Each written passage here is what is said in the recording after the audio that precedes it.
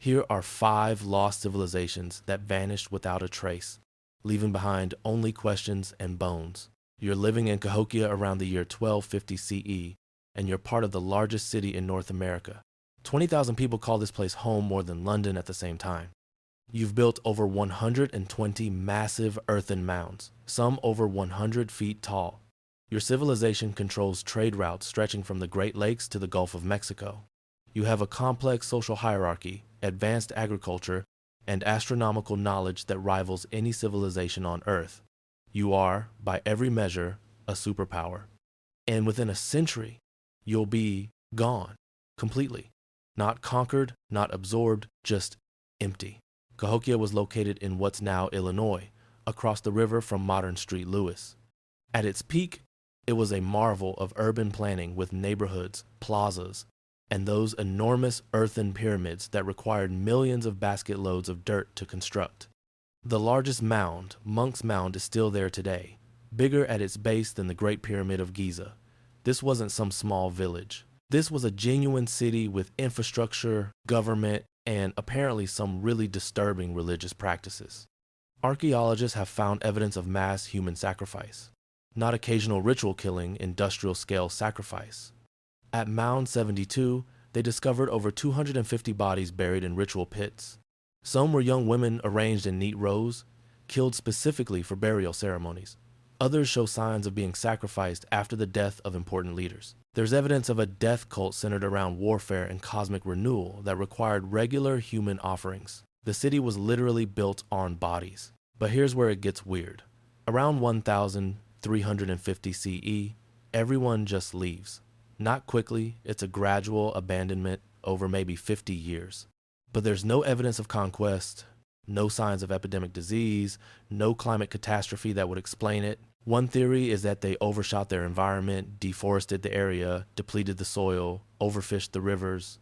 The ecological collapse made the city unsustainable. Another theory is that the death cult got out of hand. When your religion requires sacrificing hundreds of people and your population starts declining, eventually you run out of volunteers. Maybe people decided that living in Murder Pyramid City wasn't great for their life expectancy. The descendants of Cahokia dispersed into other tribes, and within a few generations, the memory of the great city was completely lost. When European settlers arrived in the 1600s, the mounds were already ancient mysteries. The Mississippian civilization that built Cahokia vanished so completely that its own descendants didn't remember it existed. That's not just losing a city, that's losing an entire cultural memory. The mounds remain silent testimonials to a civilization that built pyramids in America and then just walked away from everything. Now let's travel to Eastern Europe for a culture that had a very unique approach to urban renewal. You're part of the Cucuteni-Trypillia Culture around 5000 BCE in what's now Ukraine, Romania, and Moldova. Your civilization has figured out agriculture, pottery, and city planning thousands of years before most of Europe. You live in settlements of up to 15,000 people cities before cities were supposed to exist in Europe. Your houses are arranged in perfect concentric circles, like someone designed your entire town with a compass. You've mastered 2-story architecture, advanced metallurgy, and you make pottery so intricate that modern artists are jealous. And every 60 to 80 years, you burn everything to the ground, deliberately, the whole city, every house, every building, every possession. You set fire to your entire civilization and walk away to build a new one somewhere else. Archaeologists discovered this pattern when they noticed that Cucuteni-Trypillia settlements show evidence of deliberate, systematic burning, not accidental fires planned destruction. The houses were burned while still containing everything: pottery, tools, food storage.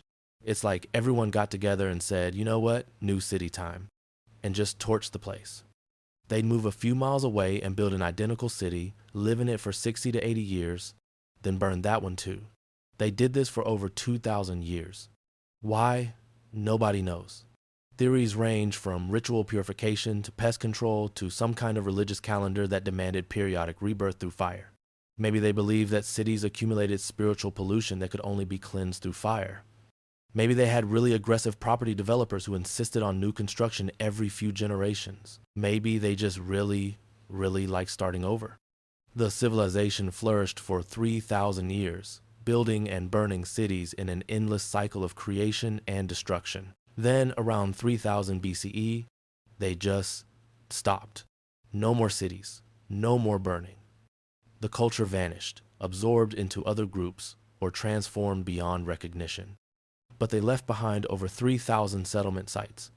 Many of them burned so thoroughly that the intense heat vitrified the clay houses, turning them into pottery. Your civilization was so committed to burning things that you accidentally preserved your cities by cooking them into ceramics. The truly disturbing part is imagining the last burning. Did they know it was the last time? Did one group light the fires and wait for everyone to start building the next city, only to realize nobody was coming?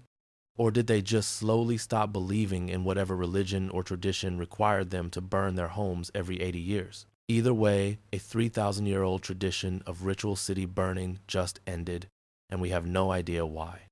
Let's jump to Turkey for the world's oldest known temple complex and an even stranger disappearance. You're a hunter-gatherer around 9,500 BCE, living near what will one day be called Göbekli Tepe. You haven't invented agriculture yet. You don't have metal tools. You don't have the wheel. You haven't even invented pottery. But you and your people are going to build the most advanced megalithic structure on Earth and then bury it so thoroughly that it won't be found for 11,000 years. Göbekli Tepe is impossible. It shouldn't exist. It's a massive stone temple complex built by people who supposedly weren't capable of this level of organization. 20 stone circles, each made of T-shaped limestone pillars weighing up to 20 tons, carved with intricate reliefs of animals, foxes, lions, birds, snakes. The pillars are arranged in circles, clearly astronomical or religious in purpose. This isn't a settlement, no one lived here. It's a pure ceremonial site, built before humans had invented farming, built before they had permanent homes. Your hunter-gatherer society somehow organized the labor to quarry, transport, and erect these massive stones. And here's the disturbing part. The pillars show evidence of deliberate defacement over time. Someone was systematically destroying the carvings, perhaps as part of a religious transformation or conflict. Then, around 8,000 BCE, you and your people make a decision. You're going to bury the entire complex. Not abandon it, bury it, deliberately. You fill in all the circles with dirt and rubble, covering every pillar, every carving, every chamber.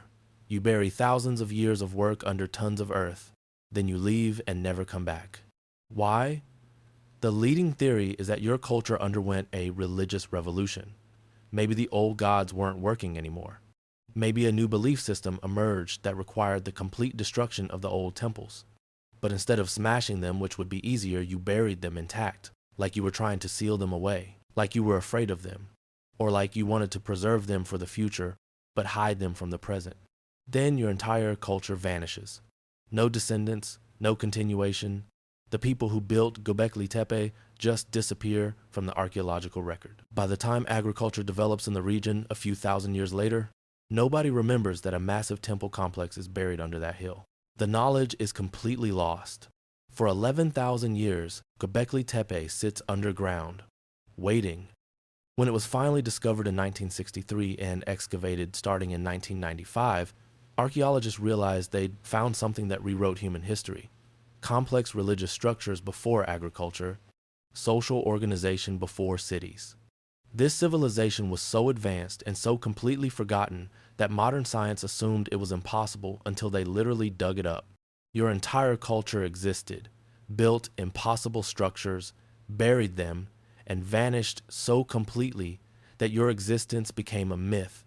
And then, not even a myth, just blank prehistory. Now let's travel to the American Southwest for a culture that definitely didn't vanish peacefully. You're an ancestral Puebloan, what white archaeologists used to call Anasazi, which is actually a Navajo word meaning ancient enemies or ancient ones living in the Four Corners region around 1200 CE. Your people have built incredible cliff dwellings into the sides of canyons, like apartment complexes carved into stone. Mesa Verde, Chaco Canyon, massive, sophisticated structures with hundreds of rooms. You have advanced irrigation, road systems, and a complex trade network. You're thriving. Then something goes wrong. Very wrong. and based on the archaeological evidence, it involves a lot of cannibalism. Multiple sites from this period show clear evidence of systematic cannibalism. Human bones split open for marrow, skulls smashed to access brains, bodies butchered using the same techniques used on game animals, cooked pots with human remains showing signs of boiling. This isn't funerary cannibalism or rare survival cannibalism. This is repeated, organized consumption of human flesh. At some sites, up to 40% of the remains show evidence of cannibalism. The theories for why this happened are all dark. One suggests prolonged drought led to starvation and warfare, and cannibalism became both a food source and a terror tactic. Another suggests a death cult emerged that practiced ritual cannibalism, possibly influenced by Mesoamerican cultures to the south, where ritual consumption of enemies was practiced. A third theory suggests the cannibalism was evidence of witch executions. Accused witches were killed, consumed, and their remains defiled to prevent supernatural revenge. Whatever caused it, by 1300 CE, the cliff dwellings are abandoned. Everyone leaves. The sophisticated ancestral Puebloan culture fragments into multiple smaller groups who become the modern Pueblo peoples, Hopi, Zuni, Acoma, but they leave behind these massive empty cities carved into cliffs, haunted ruins where something went terribly wrong. The modern Pueblo peoples, descendants of the ancestral Puebloans, generally don't like talking about this period. Some tribal elders acknowledge times of conflict and starvation. Others suggest the archaeological interpretation of cannibalism is wrong or overstated. But the bones don't lie, and they tell a story of a sophisticated civilization that collapsed into violence, consumed itself, and scattered into the desert. The cliff dwellings remain beautiful and empty, monuments to a culture that ate itself to death and then vanished. Finally, let's sail the Mediterranean for the greatest mystery in ancient history. You're a citizen of a late Bronze Age civilization around 1200 BCE. Doesn't matter which one, Egyptian, Hittite, Mycenaean, Canaanite, you're part of an interconnected world of powerful empires with advanced metallurgy, writing systems, and international trade. Bronze Age civilization is at its peak. Then they come, the Sea Peoples. Nobody knows who they are. Nobody knows where they come from. Egyptian records describe them as invaders arriving by sea, a confederation of foreign peoples with strange weapons and tactics. They attack everything. They destroy the Hittite Empire, completely gone. They devastate Cyprus. They burn Mycenaean palaces. They obliterate coastal cities from Turkey to Egypt. Civilization after civilization falls before them like dominoes. The Egyptian pharaoh Ramesses III fights them off and records the battle on temple walls, describing them as fearsome enemies. But he doesn't say where they came from or where they went. They just appeared, destroyed Bronze Age civilization, and vanished. The collapse is so complete that it triggers a dark age lasting 300 years. Writing disappears in some regions. Trade networks collapse. Complex societies revert to smaller village units. It's the end of an age. Here's the terrifying part. The Sea Peoples didn't conquer and occupy. They just destroyed and moved on. They didn't build an empire. They didn't leave behind a culture we can study. They were a civilization-ending event that appeared from nowhere, broke the ancient world, and then dissolved back into history without a trace. Modern theories suggest they might have been climate refugees fleeing drought and famine, or pirates and raiders taking advantage of weakening empires, or displaced peoples from the Aegean or Anatolia. But we don't know. We have their Egyptian name, people of the sea. We have records of their attacks. We have burn layers in archaeological sites across the Mediterranean, but we don't know their language, their origin, their culture, or what happened to them. They might have been absorbed into the populations they attacked. They might have died out. They might have returned to wherever they came from. Or they might have transformed into one of the cultures we do know about Sea Peoples becoming Philistines or Phoenicians or someone else entirely. A civilization powerful enough to destroy empires, mysterious enough that their very identity is unknown, and vanished so completely that 3,000 years later we're still arguing about who they were. They're the ultimate lost civilization because we're not even sure they were a civilization, just a force of nature that reshaped the ancient world and left no forwarding address. So there you have it, 5 civilizations that vanished. Cahokia, the pyramid city built on sacrifice that emptied overnight. The Cucuteni-Trypillia culture that burned their cities every 80 years until they forgot to rebuild. Göbekli Tepe's builders who buried their temples and disappeared into prehistory. The Ancestral Puebloans who ate each other and abandoned their cliff dwellings. And the Sea Peoples, the nameless destroyers who broke the Bronze Age and dissolved into myth. The common thread is silence. These civilizations didn't leave behind extensive written records explaining their end. They didn't have historians chronicling their collapse. They just stopped, leaving behind empty cities, buried temples, bones, and questions. We can dig up their ruins and analyze their artifacts, but we can't hear their voices explaining why they left, where they went, or what they believed as their worlds ended. The most disturbing realization is how complete their disappearance was. These weren't small tribes. These were sophisticated civilizations with thousands or tens of thousands of people. They had culture, religion, art, and social structures. And they vanished so thoroughly that their own descendants sometimes forgot they existed. Cahokia was forgotten by its own cultural descendants. Göbekli Tepe was buried and lost for 11,000 years. The Sea Peoples are known only from the enemies who survived them. Your civilization, right now, could vanish the same way. Some future archaeologists might dig up New York or London, find evidence of great buildings and complex society, and have no idea what we called ourselves or why we disappeared. They might misinterpret our monuments, speculate about our bizarre rituals of staring at glowing rectangles, and wonder what catastrophe made us abandon our cities. And they'd probably be exactly as wrong about us as we are about Cahokia. Which vanished civilization freaked you out the most? The ones who burned their cities? The ones who buried their temples? Let me know in the comments. As always, thank you very much for watching. My name is Dr. Hollowstone, and I am really smart. Until next time, farewell.